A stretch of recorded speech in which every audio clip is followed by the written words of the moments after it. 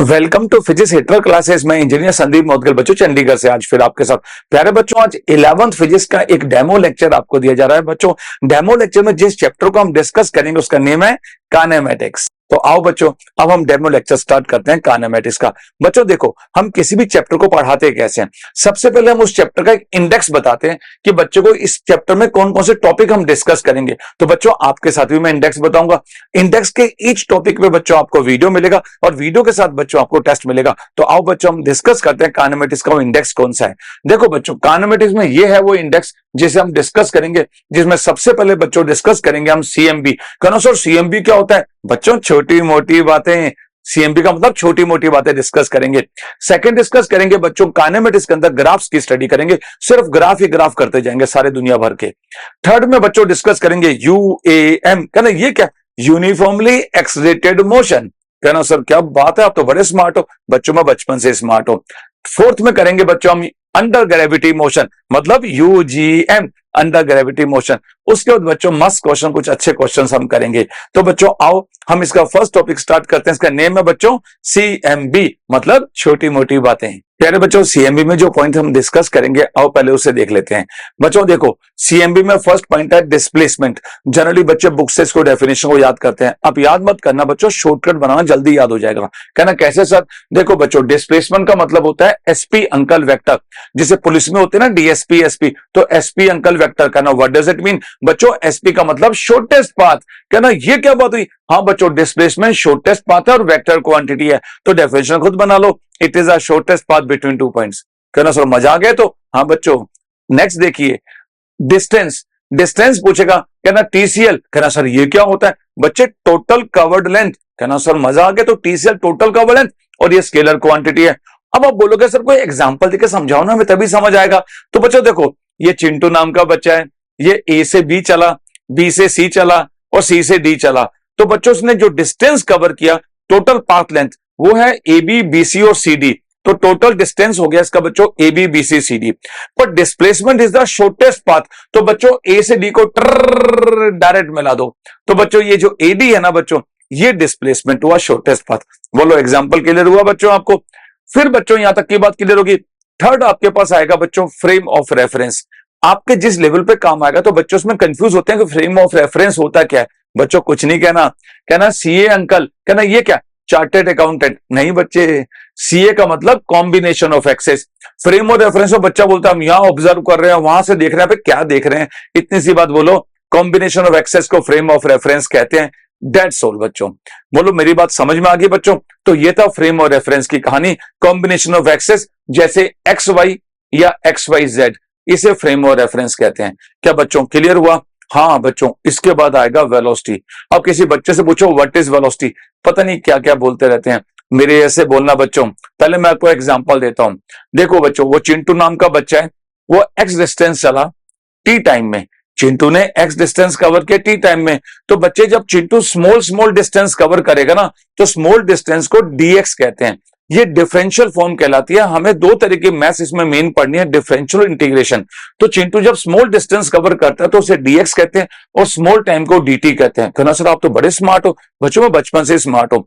बड़ा distance x, बड़ा time T, छोटा डिस्टेंस डीएक्स, छोटा टाइम dt।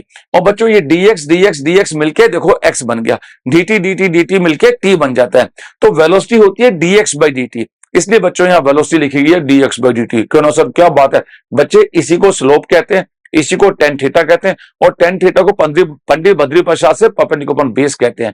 तो जब वेलोसिटी को पूछे तो आप उसमें फायर कर देना। कहना सर फायर कैसे करें जरा बताओ? कहना वेलोसिटी का मतलब dx by dt, slope tan theta, perpendicular base. अब आप पूछोगे सर डेफिनेशन तो बताओ। तो बच्चों तुम्हें तरीका बताता हूं। जब भी किसी चीज को टाइम से डिवाइड करते हैं तो उसे बच्चों रेट ऑफ चेंज कहते हैं। जैसे पेन अपॉन टाइम, तो rate of change of pen. ठीक है, pencil upon time, rate of change of pencil. Chocolate upon time, rate of change of chocolate. आया ना मुंह में पानी? तो जब भी टाइम से डिवाइड होगा तो रेट ऑफ चेंज। तो देखो वेलोसिटी लिखी हुई है dx बाई dt। dt का मतलब होता है बच्चों रेट ऑफ चेंज। ठीक है, नीचे डिवाइड किया गया, ऊपर dx मैंने डिस्प्लेसमेंट, तो rate of change of displacement is known as velocity. खुद ही डेफिनेशन बन जाती है। तो वेलोसिटी को पूछेगा तो बोलना dx by dt, slope tan theta, perpendicular base. हाँ, अगर एक्सेलरेशन पूछेगा तो du by dt, slope tan theta perpendicular base. और बच्चों एक्सेलरेशन जो होती है ना बच्चों, उसमें dv बाई dt लिखा है। dt का मतलब नीचे डिनोमिनेटर में जब भी टाइम होगा तो रेट ऑफ चेंज, ऊपर क्या लिखा है वेलोसिटी, तो rate of change of velocity is known as acceleration. क्या बच्चों क्लियर हुआ? अब एक लास्ट रह गया बच्चों, एवरेज वेलोसिटी। बोला टी बाई टी का ना, ये क्या एवरेज वेलोसिटी बोला है, तो total displacement upon total time. अगर एवरेज स्पीड पूछेगा तो total distance upon total time, तो दोनों का शॉर्टकट हो गया टी बाई टी। डिपेंड करता है कि उसने वेलोसिटी पूछा है या स्पीड पूछा है। क्या बच्चों क्लियर हुआ? तो ये था सीएमबी। तो बच्चों जब भी किसी चीज को पढ़ो तो शॉर्ट में याद करोगे तो उससे आपको डेफिनेशन खुद बनाना आ जाएगी, लंबी लंबी डेफिनेशन को भी याद नहीं करते। तो बच्चों हम लोग पढ़ाते कैसे? हम लोग क्या करते हैं, पहले बच्चों किसी भी वीडियो में जब आपको डिस्कस करेंगे आपसे, तो पहले इंडेक्स लिखेंगे। इंडेक्स का फर्स्ट टॉपिक सीएमबी, तो हम सीएमबी बताएंगे, सीएमबी की थ्योरी समझाएंगे और थ्योरी के साथ इसके ऑब्जेक्टिव की प्रैक्टिस करा देंगे आपको इसी वीडियो के अंदर। बच्चों इसमें टाइम जरूर लगेगा आपको करने में, पर ये चैप्टर हमेशा हमेशा के लिए आपको याद हो जाएगा। जैसे ये वीडियो खत्म होगा बच्चों, इसके बाद आप इसका टेस्ट दे दीजिए, जिससे आप अपने को चेक कर पाएंगे कि आपने कितने क्वेश्चन आप अटेम्प्ट कर पा रहे हैं। यह है बच्चों टॉप करने का तरीका। जिस तरीके से मैं आपको बता रहा हूं बच्चों, इसी तरीके से आप पढ़ना। ऐसे बच्चों इसमें हम कुछ क्वेश्चंस भी डिस्कस करते हैं, तो आओ अब हम उनके क्वेश्चंस भी देखते हैं। पहले हम स्टार्ट करेंगे बच्चों क्वेश्चन 0, फिर क्वेश्चन 1 2 3 4। तो आओ बच्चों क्वेश्चन का सेक्शन भी हम समझते हैं, उसके बाद लास्ट में हम एक बात आपको बताएंगे। तो आओ बच्चों हम क्वेश्चन 0 देखते हैं क्या है। क्वेश्चन 0 है विच इज ग्रेटर, डिस्टेंस और डिस्प्लेसमेंट। मतलब बच्चों ये डिस्टेंस अपॉन डिस्प्लेसमेंट जो होता है वो ग्रेटर देन इक्वल टू 1 होता है। तो पूछेगा ऐसा क्यों होता है या कौन ग्रेटर है, ये पूछेगा। तो बच्चों इसके लिए क्या करना होगा, मैं आपको एक एग्जांपल देकर इसे एक्सप्लेन करता हूं। देखो मेरे पास ये एक प्लेन सरफेस थी, एक आदमी 3 स्टेप आगे गया और वो 3 स्टेप वापस आ गया, तो देखो डिस्प्लेसमेंट 0 हो गया पर डिस्टेंस 6 स्टेप हो गया। अगर मैं 3 स्टेप आगे गया, 2 स्टेप्स वापस आया, तो 3 और 2 5 आपका डिस्टेंस हो गया पर डिस्प्लेसमेंट 1 स्टेप ही रह गया। ये चीज आपके लिए इंपॉर्टेंट है कि डिस्टेंस कभी भी बच्चों कम नहीं हो सकता, डिस्प्लेसमेंट कम हो जाता है। जैसे मैं 3 स्टेप आगे गया तो डिस्टेंस भी 3 स्टेप, डिस्प्लेसमेंट भी 3 स्टेप, पर जब वापस आऊंगा तो डिस्टेंस इंक्रीज होता है हमेशा। इसलिए बच्चों हमेशा लिखा जाता है distance upon displacement greater than equal to 1। Distance displacement के या तो इक्वल होगा या उससे बड़ा होगा, कभी भी कम नहीं होगा। इसलिए बच्चों कभी ऑब्जेक्टिव है तो हमेशा बोलना है ग्रेटर देन 1 होगा बच्चों। तो आओ अब हम ऑब्जेक्टिव करना स्टार्ट करते हैं।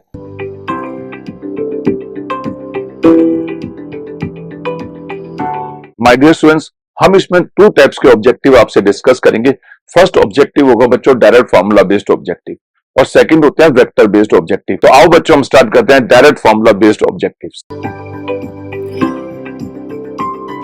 बच्चों पहला क्वेश्चन जो उसने पूछा आपसे वो ये पूछा है, वो ये कहता है a man moves from 0 to 20 to -20, find distance and displacement. तो बच्चों जब भी कभी कोऑर्डिनेट्स आ जाएं कि 0 0 ऐसे, तो हमेशा पहले ओरिजिन बनाए करो। देखो मैंने लाइन ड्रॉ की, बीच में ये ओरिजिन हो गया 0 0, चिंटू ये खड़ा, चिंटू चला 0 0 से क्वेश्चन पड़े 20 0, तो 20 आगे गया स्टेप्स, तो 20 0 ये रहा, -20 तो 0 के पीछे होगा, -20 वहां, तो चिंटू ऐसे जाएगा और फिर ऐसे जाएगा, तो 20 20 20 60 मीटर डिस्टेंस होगा, पर डिस्प्लेसमेंट सिर्फ 20 रह जाएगा बच्चों। डिस्प्लेसमेंट 20 क्यों रह जाएगा, क्योंकि 0 से कितना पीछे रहा, तो वो -20 पीछे रहा, 20 मीटर रह जाएगा। ये इसमें बच्चों इंपॉर्टेंट चीज थी, तो बच्चों इसे भी आप कॉपी कीजिए। अब बच्चों तुम्हें एक बात बताता हूं, देखो अगला जो ऑब्जेक्टिव है सेकंड ऑब्जेक्टिव, उसे करने से पहले कुछ छोटी मोटी बातें और बताता हूं। एक सर्किल पर हम पूरा रिवॉल्व हो जाए तो इसे हम सर्कमफ्रेंस कहते हैं, जो 2πr के इक्वल होता है, जिसमें r रेडियस होती है। और सर्किल में अगर यहां से यहां आता हूं तो ये जो लाइन होता है इसे हम बोलते हैं बच्चों 2r, इसे डायमीटर कहा जाता है। r रेडियस उसका डबल डायमीटर, और पूरा घूम के आते हैं तो बच्चों इसे हम बोलते हैं 2πr circumference. Is it clear बच्चों? अगर कंप्लीट सर्किल में चलोगे तो वापस अपनी ही जगह आ जाओगे, इसलिए डिस्प्लेसमेंट 0, जबकि आप यहां से सेमी सर्किल में यहां रुक जाओगे, इसलिए displacement 2πr, sorry 2r। Clear बच्चों? अगर हम वापस पूरा घूमते हैं तो डिस्टेंस 2πr, इसमें सेमी सर्किल रिवॉल्व होते हैं तो डिस्टेंस πr बोल रहे हैं बच्चों। अगर वो क्वार्टर चलता है तो बच्चों ये भी r और ये भी r है, तो शॉर्टेस्ट पाथ ये होगा √2r। तो देखो 2πr का 1/4 है, तो डिस्टेंस तो πr/2 हो गया, पर डिस्प्लेसमेंट √2r बोल के आना है। ये सारी चीजें बच्चों आप याद रखेंगे। अगर आपको ये याद रहेगी तो हम कोई बड़े क्वेश्चन इजीली कर पाएंगे। तो आओ हम अब एक क्वेश्चन करके देखते हैं बच्चों। सेकंड क्वेश्चन करते हैं जो कुछ सर्कुलर मोशन पर बेस्ड होगा। आए बच्चों उसका स्टेटमेंट बोर्ड पे देखिए। An athlete completes 1 round of a circular track of radius r in 40 seconds. What will be his displacement at the end of 2 minutes 20 seconds?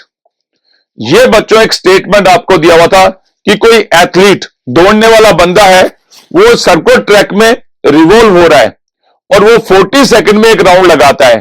तो बच्चों देखिए आप बात को समझिएगा, मैं आपको बताता हूं। देखो बच्चों, ये बंदा एक यहां से चला, ये सर्किल है 40 सेकंड, यहां तक आने में 40 सेकंड, वापस चला फिर 40 सेकंड, वापस चला फिर 40 सेकंड, फिर चला ये 20 सेकंड। तो ये बंदा यहां से यहां पहुंच गया। तो ये जो डिस्टेंस हुआ, ये वाला ये गैप जो हुआ, ये डिस्प्लेसमेंट है 2r और डिस्टेंस बार बार आपको ऐड करना है। देखो बच्चों, उसने बोला है 2 मिनट 20 सेकंड, तो 2 मिनट का मतलब 1 मिनट में 60 सेकंड होते हैं, तो 2 मिनट 120 120 140 सेकंड की कहानी पूछ रहा है। तो बच्चों जब वो ऑब्जर्वर जो भी बंदा था वो यहां से चला चिंटू, वो जब घूम के यहां आएगा तो इसने बोला कि 40 सेकंड लगेंगे। तो बच्चों हमने यहां लिखा 40 सेकंड। 40 सेकंड में बच्चों वो एक राउंड लगाएगा और एक राउंड में कितना चलेगा 2πr। फिर अगला 40 सेकंड लिखा बच्चों उसने, कितना चलेगा 2πr। नेक्स्ट 40 सेकंड में कितना चलेगा 2πr। तो देखो बच्चों 40 सेकंड में यहां आ गया, अगले 40 में फिर यहां आ गया, अगले 40 में यहां आ गया, टोटल सेकंड हो गए बच्चों 120। तो 120 सेकंड में वो चल दिया आपके पास 6πr। ये बात आपको यहां तक की क्लियर होगी। कहना साहब बिल्कुल सही है, पहले 40 में पहला 40 2πr, अबे सर्कमफ्रेंस 2πr होती है, नेक्स्ट 40 2πr, नेक्स्ट 40 2πr, तो 120 सेकंड में 6πr। पर प्यारे बच्चों आपके पास तो लिखा हुआ है 140 सेकंड में स्टडी करनी है आपको। अगर 140 में करनी तो 20 सेकंड बाकी रह गए। तो बच्चों देखो, अगर 40 सेकंड में यहां आता है तो 20 सेकंड में तो यही आ पाएगा इस जगह, तो वो ए से मान लो बी पे चला गया, तो नेक्स्ट 20 सेकंड वो लिखेंगे तो वो चला सिर्फ πr। तो आप कह सकते हैं कि 140 सेकंड में वो कवर करेगा 7πr। तो बच्चों अब आपको समझ में आया होगा, कह रहा हाँ सर वो बिल्कुल क्लियर, पहला 40 2πr, दूसरा 40 2πr, तीसरा 40 2πr और फिर 20 सेकंड में सिर्फ πr, यहां तक टोटल 7πr डिस्टेंस कवर किया उसने बच्चों, डिस्टेंस कवर किया। हाँ ए से भी फाइनली पहुंच गया। तो बच्चों अगर आपसे पूछेगा डिस्प्लेसमेंट तो आपको कुछ नहीं कहना सर डिस्प्लेसमेंट जो इसका होगा वो होगा सिर्फ 2r। रीजन यहां से यहां तक का डिस्टेंस वो डिस्प्लेसमेंट कहलाएगा। क्या बच्चों मेरी बात समझ में आई? Done. Done. मेरे प्यारे बच्चों अब मैं दुनिया का एक और ब्यूटीफुल क्वेश्चन आपको करा रहा हूं जो 3 पार्ट में पढ़ाऊंगा। उसका ए पार्ट आपको बता रहा हूं और ये क्वेश्चन होंगे बच्चों व्हील पर बेस्ड। ए पार्ट में बच्चों ये कहता है कि मेरे पास देखो बच्चों एक व्हील है सामने, पी एक पॉइंट है, इसे पॉइंट ऑफ कॉन्टैक्ट कहते हैं। वो कहता है जब हाफ रिवोल्यूशन इस व्हील को कराओगे तो ये कितना डिस्प्लेसमेंट कवर करेगा पॉइंट पी, ये पूछा है। अगर आपको कम समझ में आया तो बच्चों आप स्टेटमेंट को पढ़िए। A wheel of radius capital R metre rolls forward half a revolution on a horizontal ground, find displacement of point of contact P. इस पी का डिस्प्लेसमेंट चाहिए उसको। देखो बच्चों तुम्हें एक बात बताता हूं, जब कोई भी टायर, मेरे पास ये टायर है, जैसे ये मैंने रिवोल्व कराई, ये पी पॉइंट दिख रहा है आपको, ये पूरा घुमाया और ये वापस पी पॉइंट नीचे आ गया, देखो यहां। तो ये पी पॉइंट जब पूरा नीचे आया तो ये डिस्प्लेसमेंट 2πr होगा, पूरा रिवोल्यूशन कराओगे तो। पर बच्चों हमने तो हाफ कराया है, तो देखो जरा ये पी पॉइंट है तो ये पूरा नहीं कराया, तो क्या हुआ, ये पी पॉइंट चला चला चला चला चला चला और यहां तक पहुंच गया। तो यहां से ये टॉप पे आ गया, पूरा जमीन पे नहीं आएगा। जमीन पे वापस कब आता है, जब वो पूरा रिवोल्यूशन करता है। तो ये पी पॉइंट फाइनल पोजीशन है, वो पी इनिशियल पोजीशन है। आप इनिशियल को और फाइनल को मिला दो, तो this is known as displacement. तो बच्चों हाफ रिवोल्यूशन में कितना आगे गया तो बोलोगे πr, कितना ऊपर गया 2r, तो ये डिस्प्लेसमेंट है बच्चों और ये डिस्प्लेसमेंट होगा रूट में pi r square plus 2r square, तो d equal to r root pi square plus 4। हाँ बच्चों, कितना बढ़िया। देखो पी पॉइंट हाफ रिवोल्यूशन में यहां से वहां गया तो डिस्प्लेसमेंट शॉर्टेस्ट पाथ है। लोग पाई आर दिखाते हैं, अबे पाई आर नहीं है, पॉइंट पी ऊपर भी तो चला गया, तो पाई आर और 2r का पाइथागोरस थ्योरम लगाओगे तो आंसर आएगा बच्चों। ये था बच्चों आपका ए पार्ट। आओ बच्चों अब हम क्वेश्चन सेकंड करते हैं। क्वेश्चन सेकंड क्या पूछता है, ये मामला प्योर रोलिंग का ही है। सेकंड में कहता है देखो ये व्हील है, ये पी पॉइंट जमीन पे नहीं है, अब इस साइड में है, इस साइड में हाफ रिवोल्यूशन कराया और पी पॉइंट यहां से वहां आ गया, तो कहता है कि अब बताओ पी पॉइंट ने कितना डिस्प्लेसमेंट किया। ऊपर स्टेटमेंट पढ़ के देख लो आप। वो कहते हैं ring is doing pure rolling motion with constant velocity of centre of mass, what is the displacement of point P in half revolution. ओहो, ये रिंग हाफ रिवोल्यूशन, तो बच्चों देखो मैंने चालू किया इसको, चल भाई घूम जा घूम जा घूम जा घूम जा, ओ पी पॉइंट वो आ गया। तो बच्चों देखो सेंटर सेंटर का डिस्टेंस कितना है, पूरा हाफ रिवोल्यूशन में पाई आर, और सेंटर से आर आगे गया, सेंटर के आर पीछे चला, तो देखो सेंटर से आर पीछे और सेंटर से आर आगे, बीच में है पाई आर, तो पाई आर ये आर और ये आर, तो डिस्प्लेसमेंट आपके पास हो जाएगा बच्चों पाई आर प्लस 2r। कहना सब क्या बात है। अगर ये पी जमीन पर टच होता पॉइंट ऑफ कॉन्टैक्ट तो आंसर था पी ऊपर जाता, तो आंसर था D R root pi square plus 4, पर पी पॉइंट जमीन की बजाय साइड में था तो साइड में आगे आ गया, तो बच्चों आंसर इसका हो जाएगा पाई आर प्लस 2r। प्यारे बच्चों एक और बात बताता हूं, जनरली बच्चे गलती करते हैं। क्वेश्चन नंबर इसी क्वेश्चन का सी पार्ट है।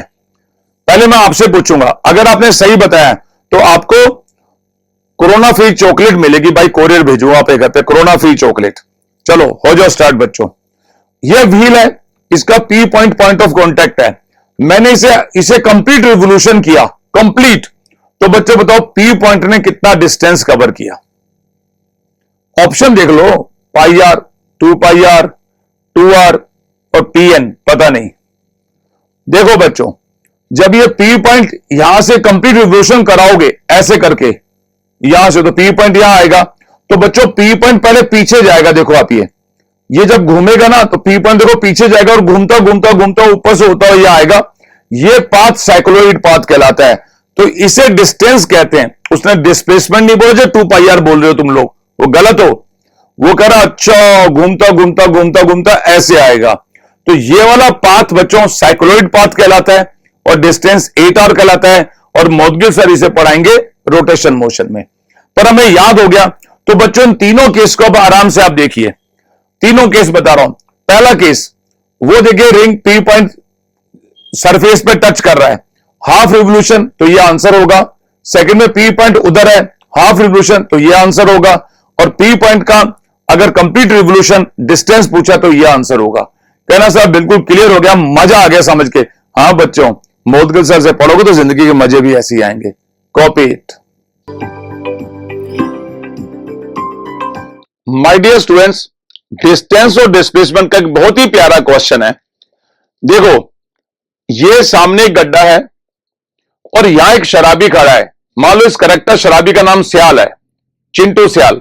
चिंटू सियाल ये खड़ा है, इसने भागना शुरू किया, पर बच्चों ये 5 स्टेप्स आगे गया और 3 स्टेप्स वापस आया, फिर 5 स्टेप्स आगे गया, 3 स्टेप्स वापस आया। टोटल 30 मीटर दूर ये गड्ढा बना हुआ है, तो आपको बताना है ये गड्ढे में पिट में कब गिरेगा बच्चों, ये क्वेश्चन है।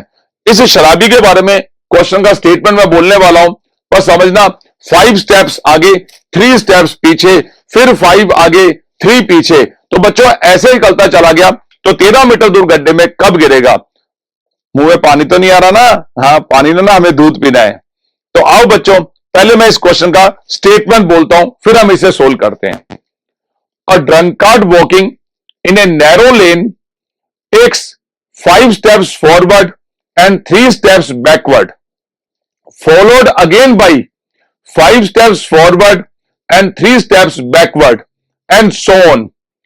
Each step is 1 meter long and requires 1 second. How long the drunkard takes to fall in a pit 13 meter away from the start? My dear students, correct answer is 37 seconds. बच्चों ये एक बहुत ही beautiful question है, जिनको भी समझ में नहीं आया मैं आपको समझाता हूं। बच्चों अब इसको यहां देखिए, ये जो चिंटू सियाल था, जो शराबी था, ये 5 स्टेप्स आगे 3 स्टेप्स पीछे गया, तो अल्टीमेटली चलो 2 स्टेप ही ना, 5 स्टेप आगे 3 पीछे, तो टोटल स्टेप 2 ही हुए और हर स्टेप 1 मीटर लॉन्ग है और उसको टाइम लगता है 1 सेकंड का। हम कह सकते हैं कि उसको 8 सेकंड में, देखो 5 स्टेप जाना 5 सेकंड, 3 स्टेप्स आना 5 और 3 8 सेकंड, नेट तो 2 ही चला तो 8 सेकंड में 2 मीटर, तो नेक्स्ट 8 में फिर 2 मीटर, नेक्स्ट 8 में फिर 2 मीटर, नेक्स्ट 8 में 2 मीटर, 32 सेकंड में बच्चों वो 8 मीटर पे आ गया। ये चीज आपको समझना जरूरी है कि 32 सेकंड में वो 8 मीटर पर आ गया। कैसे आया कहोगे? हाँ sir clear, 5 steps forward 3 steps backward, 8 5 और 3 8 सेकंड में नेट 2 मीटर, नेक्स्ट 8 में 2, नेक्स्ट 8 में 2, ऐसे 32 सेकंड में वो 8 मीटर चला बच्चों। अब 8 मीटर आने के बाद आपको अपना बोनवीटा खाना पड़ेगा बाबा रामदेव वाला, क्योंकि अब वो 5 स्टेप्स आगे गया तो बच्चों 8 और 5 13 में तो गड्ढा ही है, गिर जाएगा, और तुम लोग देखो उसको आगे भेज के जंप करा के पता नहीं 56 सेकंड निकाल लेते हो। अरे भाई अब अगला 5 सेकंड चलेगा और कितना चला 5 मीटर, तो ये 13 मीटर और ये हो गया 37 सेकंड, तो बच्चों 37 सेकंड में वो अंदर गिर जाएगा गड्ढे में। तो जरूरत ही नहीं है जो आप कर रहे थे, और आप में से कई बच्चे बोले वाले हैं, वो क्या करते हैं 8 के बाद 10, 10 के बाद 12, 12 से क्रॉस करा के, अबे शराबी को गड्ढे से पार कैसे करा दोगे? 8 मीटर के बाद तो उसने गिरना ही गिरना है बच्चों। तो याद रखना 5 steps forward 3 steps backward, net 8 second में 2 मीटर, अगले 8 में फिर 2 फिर 2 फिर 2, 32 सेकंड में 8 मीटर, फिर 8 और 5 13 में गिर गया, तो आंसर आएगा 37 सेकंड बच्चों इस क्वेश्चन का। Copy it. प्यारे बच्चों, डिस्प्लेसमेंट डिस्टेंस का एक सिंपल सा क्वेश्चन और देखिए बच्चों आप, वो क्वेश्चन सर्कुलर पाथ को लेकर है। स्टेटमेंट सिर्फ इसका इतना सा है कि find distance and displacement when a person moves from A to B as shown in figure. इस फिगर में देखिए वो ए टू बी इस तरह से गया तो कितना डिस्टेंस और डिस्प्लेसमेंट कवर किया। प्यारे बच्चों मैं आपको एक बात बताता हूं, अगर कंप्लीट सर्किल को हम देखें तो कितना एंगल बनता है बच्चों? 360 डिग्री, और कंप्लीट सर्किल में सर्कमफ्रेंस के इक्वल वो चलता है, तो 360 डिग्री अगर एंगल घूमेगा तो बच्चों 2 पाई आर चलेगा, तो अगर 1 डिग्री चलना होगा तो 2 पाई आर बाय 360, अगर 60 डिग्री चलना होगा तो 2 पाई आर इंटू 360 इंटू 60, तो बच्चों पाई आर बाय 3, तो this distance is known as pi R by 3। Distance मतलब टोटल कवर लेंथ, ये वाला। अगर आपसे डिस्प्लेसमेंट कहता है तो बच्चों इनिशियल को फाइनल से मिला देना ऐसे करके, तो this is known as displacement.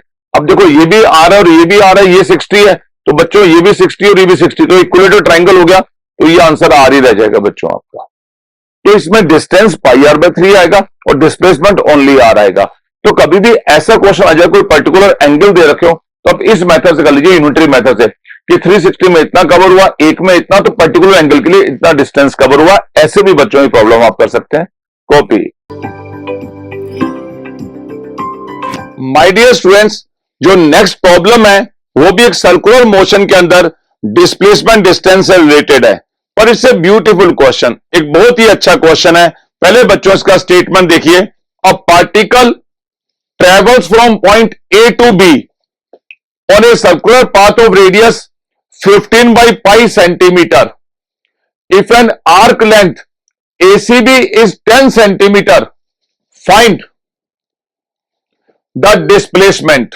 My dear students, एक बात बताता हूं आपको मैं, एक सर्किल जब होता है, आप सर्किल में डायमीटर के 2 पॉइंट होते हैं, मान ले ए और बी, और आप सर्कमफ्रेंस पे ऐसे चलते हैं, ऐसे जाके यूं चले जाते हैं सर्कमफ्रेंस पे ऐसे डायमीट्रिकल अपोजिट पॉइंट पे, तो बच्चों ये डिस्टेंस जो होता है इसको पाई आर कहते हैं और डिस्प्लेसमेंट को 2r कहते हैं, क्योंकि ये बेसिक क्वेश्चन जो आपको आता है, अगर डायमीटर पे जाओगे तो ये पाई आर और वो 2r।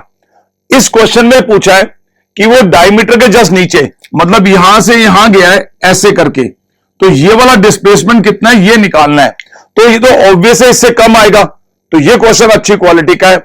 ऐसे क्वेश्चन करने के लिए हमें एक अप्रोच बनानी पड़ेगी बच्चों। हम अप्रोच क्या बनाएंगे कि जब भी आप सर्किल में नीचे से कहीं भी जाओगे तो बच्चों सेंटर से एंगल चेंज हो जाएगा। जैसे यहां से यहां गए तो इसको मिला लो थीटा एंगल पे, अगर आप यहां से यहां चले गए मान लो इस तरह से, तो ये थीटा चेंज होगा। तो इन प्रॉब्लम में पहले आपको थीटा कैलकुलेट करना पड़ेगा कि भैया इस डिस्प्लेसमेंट को निकालने के लिए कितना थीटा कवर किया उसने। जब थीटा कैलकुलेट कर लोगे आप, तो हम उसके बाद इस आर के कंपोनेंट करेंगे, उससे ये एंगल पकड़ में आएंगे, ये वाला कंपोनेंट इधर, ये कंपोनेंट इधर, उन दोनों कंपोनेंट को ऐड करेंगे तो हमारा आंसर आएगा। तो देखो बच्चों, अप्रोच क्या कहती है? अप्रोच कहती है first use theta equal to arc upon radius. तो arc equal to r theta, find theta. पहले तो ये हो गया पहली अप्रोच का पॉइंट, फाइंड थीटा। फिर सेकंड पॉइंट वो कहते हैं थीटा जब निकाल दिया आपने, तो उसके बाद आप करें टेक कंपोनेंट ऑफ रेडियस, या टेक कंपोनेंट ऑफ रेडियस का मतलब आर के component along path A B, वहां इसके कंपोनेंट ले लीजिए, अपने आप आंसर आ जाएगा। कहना अच्छा, तो देखो बच्चों, थीटा आर्क अपॉन रेडियस, तो आर्क हो गया आर थीटा। आर्क जो है वो ये रहा एसीबी, जिसपे वो गया है एसीबी, और ये क्वेश्चन में देखो पढ़ो 10 दिया हुआ है, तो ये 10 लगा दिया। आर 15/पाई थीटा, तो थीटा 120 आ गया। तो हम कह सकते हैं बच्चों इसके अंदर जो थीटा आएगा वो 120 का एंगल आएगा। तो ये एंगल 120 का है। तो बच्चों अगर ये 120 का एंगल है, तो इधर का एंगल हो जाएगा 60, इधर वाला एंगल भी हो जाएगा 60। तो बच्चों अगर ये 60 है, ये 90 है, तो ये 30 बचेगा, तो इधर भी 30 बचेगा। अब बच्चों दिमाग लगाओ, आर का कंपोनेंट आर कोस 30 वो एडी बन गया, और ये भी आर कोस 30 वो डीबी बन गया। टोटल ऐड कर दो, आंसर आ गया। तो देखो जरा एबी कैसे निकाल रहा हूं मैं। एबी के लिए मैंने कहा ए ओ कोस 30, बी ओ कोस 30, और बच्चों ए और बी ओ दोनों ही आर होते हैं, तो ये हो गया 2r कोस 30।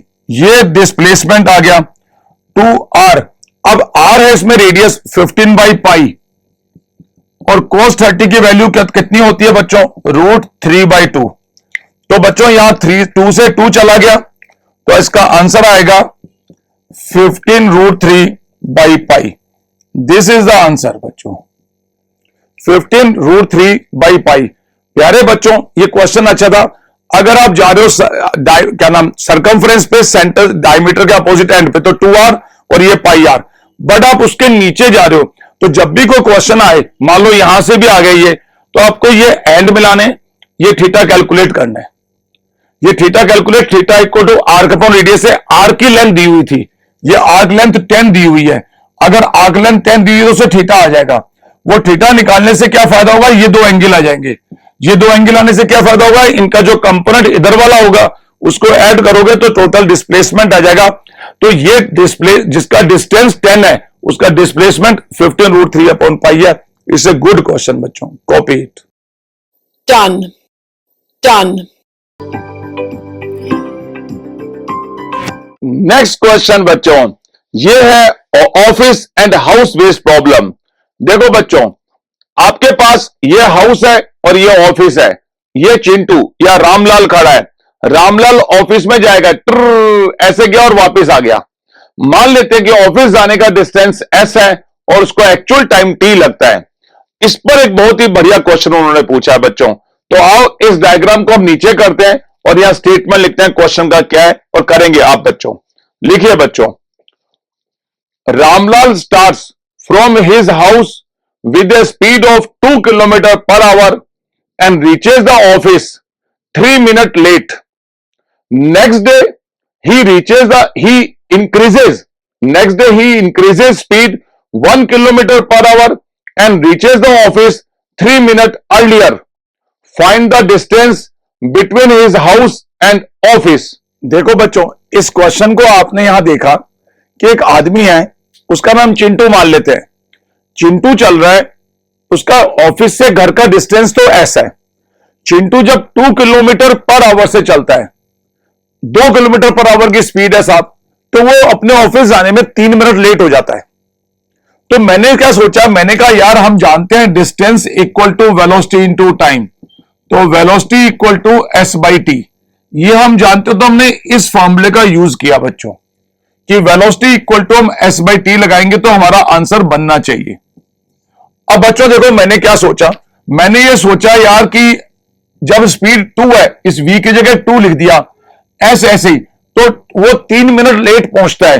तो t टाइम मान लेते हैं उसको एक्चुअल में, प्लस 3 मिनट लेट कर लो, 3/60 तो आवर में चेंज हो गया, क्योंकि 2 भी km/h में।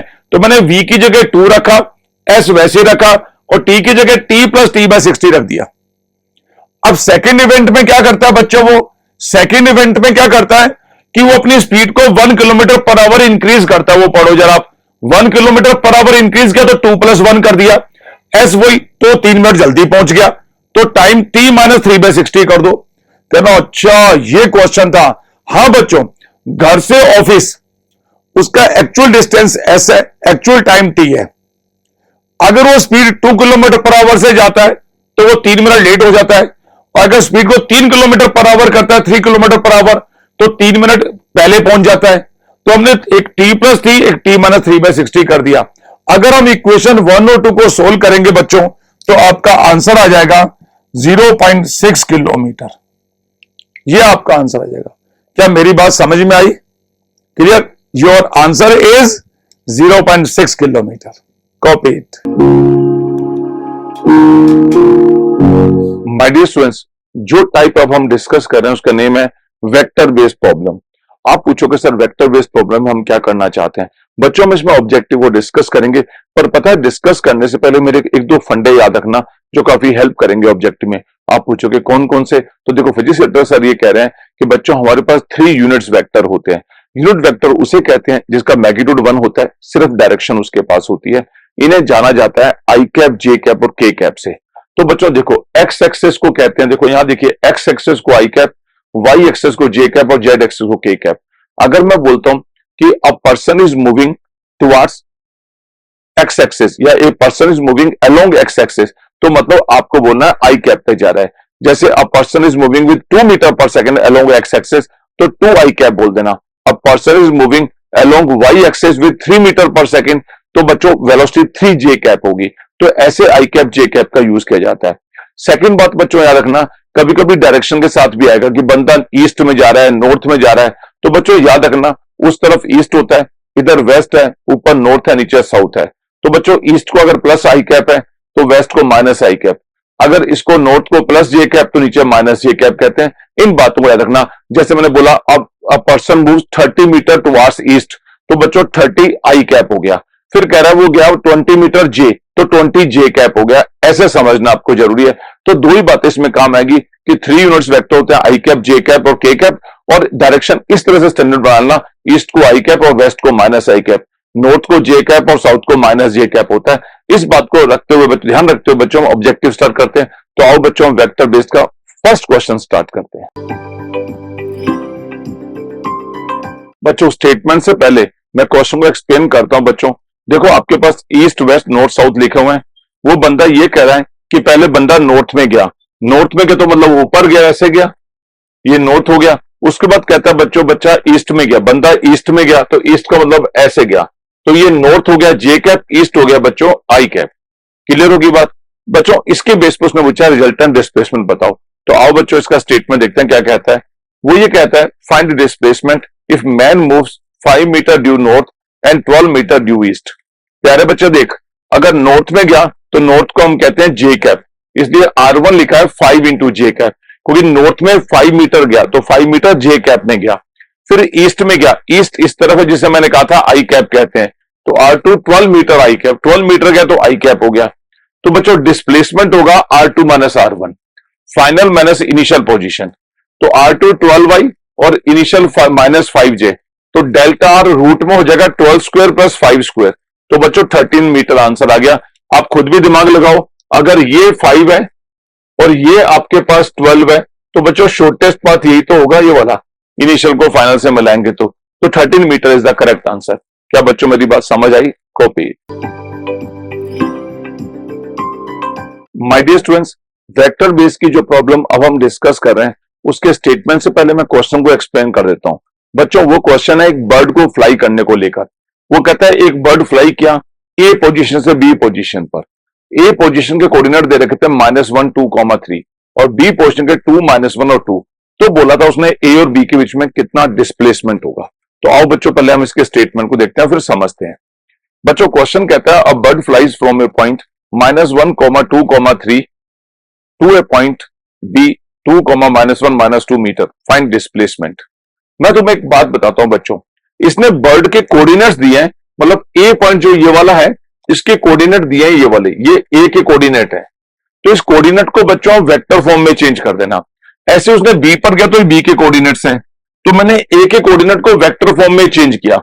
मतलब ये जो कोऑर्डिनेट है ना बच्चों, ये कोऑर्डिनेट जब वेक्टर फॉर्म में रखोगे तो ये पोजीशन वेक्टर कहलाएगा। पोजीशन वेक्टर हम ओरिजिन से मेजर करते हैं, तो ए के कोऑर्डिनेट तो ओरिजिन से ओ ए वेक्टर की लेंथ आ जाएगी, इससे आपके पास वेक्टर फॉर्म में वो आ जाएगी -i + 2j + 3k। तो अब आप कह सकते हो कि बर्ड का कोऑर्डिनेट ये वाला है पर उसका पोजीशन वेक्टर ये वाला है। हमने इसी को चेंज कर दिया, 1 के साथ i, 2 के साथ j और 3 के साथ k लगा दिया। कहना अच्छा, जैसे b के कोऑर्डिनेट ये है पर b का पोजीशन वेक्टर o के साथ o भी निकालोगे तो बच्चों i j k में ये वाला होगा 2i - j - 2k। ये मेरे पास दो वेक्टर आ गए, तो इनका जो गैप होगा वो rb - ra होगा, मतलब डिस्प्लेसमेंट वेक्टर। वो कैसे निकाला बच्चों, ट्रायंगल लो लगाया, ra + डेल्टा r, देखो ra + डेल्टा r = rb लगा दिया। वापस देखो ra और ये डेल्टा r मिलके rb हो गया, तो बच्चों डेल्टा r कितना होगा, rb - ra। ये आपके पास डेल्टा r आ गया। यहां से कैसे निकाला बच्चों, वापस देखो ra में डेल्टा r ऐड किया तो rb आ गया, तो आपके पास डेल्टा r निकालना है तो rb - ra। तो बच्चों मैंने क्या किया, डेल्टा r को rb - ra कर दिया।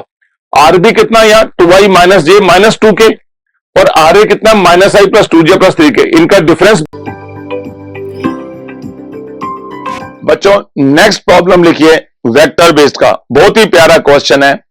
वो कहता है a person moves 30 metre north and then 20 metre towards east and finally 30√2 metre in south west direction.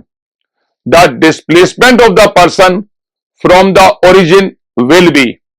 पहला ऑप्शन दिया हुआ है 10 मीटर अलोंग नॉर्थ, दूसरा ऑप्शन है 10 मीटर अलोंग साउथ, थर्ड है 10 मीटर अलोंग वेस्ट, और फोर्थ है 0।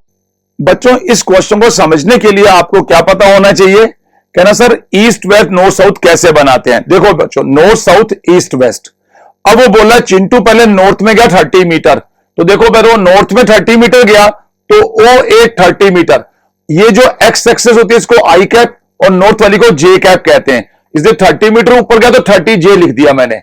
फिर वो कह रहा है कि वो ईस्ट में गया 20 मीटर, क्वेश्चन पढ़िए, ईस्ट में 20 मीटर तो 20 आई बोल दिया क्योंकि इधर आई कैप होगा 20 मीटर। फिर बोला 30√2 साउथ वेस्ट में गया, तो बच्चों जब साउथ वेस्ट आपको बोला है तो मतलब 45 डिग्री पे गया साउथ वेस्ट के बीच में, तो ऐसे गया और साउथ वेस्ट में ऐसे गया, तो ये ऐसे चला गया बच्चों साउथ वेस्ट में 45 पे। तो देखो जब 45 पे गया तो ना तो ये एक्स पे ना वाई पे है, तो मैंने इसके कंपोनेंट कर दिए दो, 30√2 cos 45, 30√2 sin 45, तो 30√2 cos 45 आई कैप, और आई इधर है उसका उल्टा तो माइनस कर दिया, 30√2 sin 45 जे कैप, और नीचे की तरफ देखो ऊपर जे पॉजिटिव होता है इसलिए दोनों में माइनस लगाया, cos 45 1/√2, cos 40 sin 45 1/√2, वो कैंसिल हो गया तो -39 -30 जे, ये आ गया। अब OA देखो आपके पास बच्चों, OA 30 जे, ए बी 20 आई, ये रहा 30 जे 20 आई, और ये वाला जो है वो -30 आई -30 जे। अब उसने आपसे पूछा है कि नेट डिस्प्लेसमेंट कितना हो जाएगा इस केस में, तो बच्चों नेट डिस्प्लेसमेंट ये वाला होता है OC, तो अगर OC निकालना तो इन सबको ऐड कर दो, पहले OA गया, फिर AB गया और फिर BC गया, बस इनको ऐड करोगे तो आपका आंसर आ जाएगा। तो बच्चों OC = OA ऊपर की तरफ, तो OA का लिख दोगे 30 जे, AB का लिखोगे AB का 20 आई, और यहां लिखोगे -30 आई -30 जे। तो OC = बच्चों देखो 30 जे से 30 जे चला गया तो आपके पास बच गया -10 आई। ये -10 आई क्या सिग्निफाई कर रहा है कि 10 मीटर रिजल्टेंट एक्स एक्सेस के उल्टा इधर जाएगा, तो आपका आंसर हो गया basically displacement 10 metre. This is the answer बच्चों, क्या समझ में आया? अबे जिधर गया उधर आई जे के लगा दे, पहले गया ट्र ट्र बस, तो 30 जे 20 आई, और इसके कंपोनेंट करने कोज और साइन, एरो इधर है तो नेगेटिव में और ये भी नेगेटिव में, खत्म हो गया, कॉपी इट बच्चों। और मेरे प्यारे बच्चों वेक्टर बेस पर एक प्रॉब्लम और देखते हैं। जरूरी नहीं है बच्चों वेक्टर बेस्ड में हमेशा आप आई कैप, जे कैप और के कैप से करें। अगर आपको east west north south direction पता है तो पाइथागोरस थ्योरम की हेल्प से भी कई बार डायरेक्ट क्वेश्चन हो जाते हैं। ऐसे ही प्रॉब्लम हम देखते हैं बच्चों जिसमें डायरेक्शन की हेल्प से मैं पाइथागोरस लगाऊंगा और आपके आंसर आ जाएंगे। देखो बच्चों, स्टेटमेंट से पहले मैं क्वेश्चन को एक्सप्लेन करता हूं। क्वेश्चन ये कहता है कि एक बंदा पहले, देखो ये ईस्ट वेस्ट है, नॉर्थ साउथ है, तो पहले वो नॉर्थ में गया, फिर वो ईस्ट में गया, फिर वो साउथ में गया, ऐसे ऐसे और ऐसे। ये वो बंदा गया तो वो पूछता है बच्चों इसका डिस्टेंस और डिस्प्लेसमेंट कितना होगा। ऐसे गया, एक ऐसे और एक ऐसे गया, यहां तक आ गया वो, तो डिस्टेंस और डिस्प्लेसमेंट पूछेगा। बाकी जो इंफॉर्मेशन है वो क्वेश्चन में देखिए बच्चों आप क्या पूछा उसने। वो ये कहता है बच्चों इसके अंदर, a man starts from his home and walks 50 metre towards north, then he turns towards east and walks 40 metre and then reaches to his office after moving 20 metre towards south.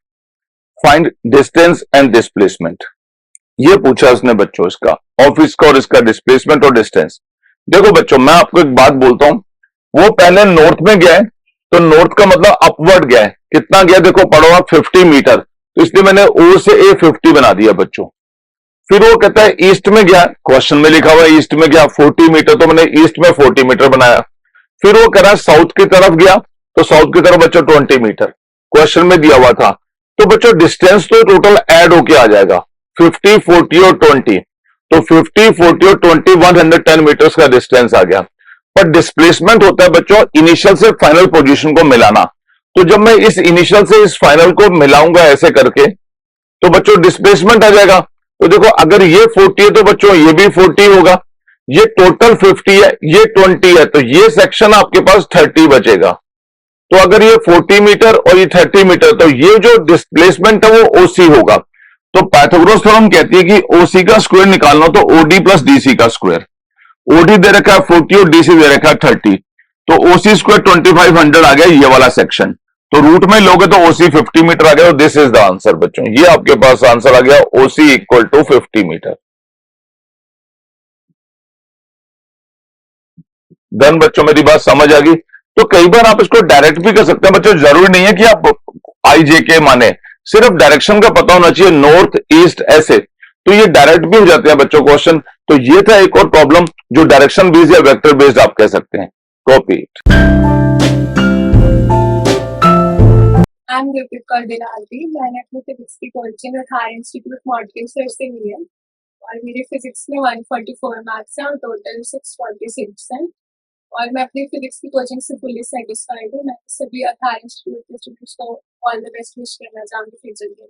प्यारे बच्चों, अगर ये वीडियो आपको अच्छा लगा और आप इस तरह के और वीडियो देखना चाहते हैं तो इसकी अप्रोच मैं आपको बताता हूं बच्चों। इसके लिए या तो आप मेरी वेबसाइट को विजिट कीजिए moudgalclasses.com या मेरा एक ऐप डाउनलोड कीजिए। ऐप डाउनलोड करने के लिए बच्चों देखना होगा कि आपके पास फोन कौन सा है।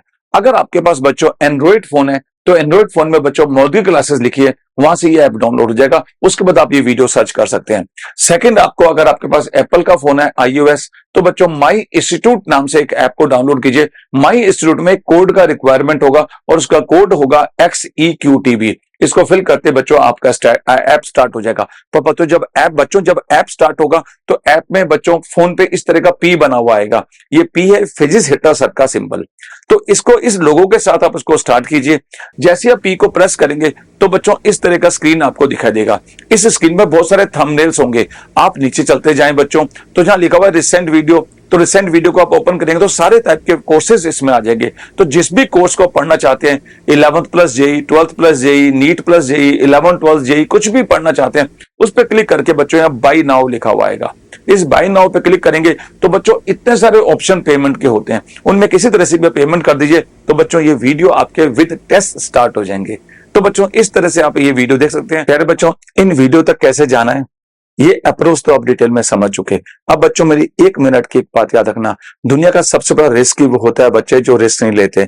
मैं आपको बच्चों एक बात की गारंटी देता हूं, अगर इन वीडियोस को आप लेते हैं और इन्हें प्रॉपर तरीके से कॉपी करके इसी के टेस्ट आप देते हैं, आपके हर जगह अच्छे मार्क्स आना स्टार्ट हो जाएंगे। बच्चों जैसा मैंने आपको पहले भी कहा था कि एलन इंस्टीट्यूट में या बाकी कई इंस्टीट्यूट में काफी बच्चे जो टॉप कर रहे हैं वो इसी वीडियो के कंटेंट को बच्चे मुझसे डिस्कस करते हैं। मैं आपको बताता हूँ बच्चों, इमीडिएट आप ये वीडियो लीजिए, बहुत ही स्मॉल अमाउंट है। अगर पूरे साल के लिए वीडियो आपके पास अवेलेबल होंगे, आपका जब मन करेगा आप खोल के देखेंगे, जब मन करेगा आप टेस्ट देंगे, तो बच्चों ये टीचर हमेशा आपके साथ रहेगा और आप सेलेक्ट हो सकते हैं। आपके जीवन के, आपके और आपके पेरेंट्स के सपने पूरे हो सकते हैं। तो आज और अभी इन वीडियो को लेने के लिए आप मेरी ऐप या मेरी वेबसाइट को विजिट कीजिए। Thank you very much.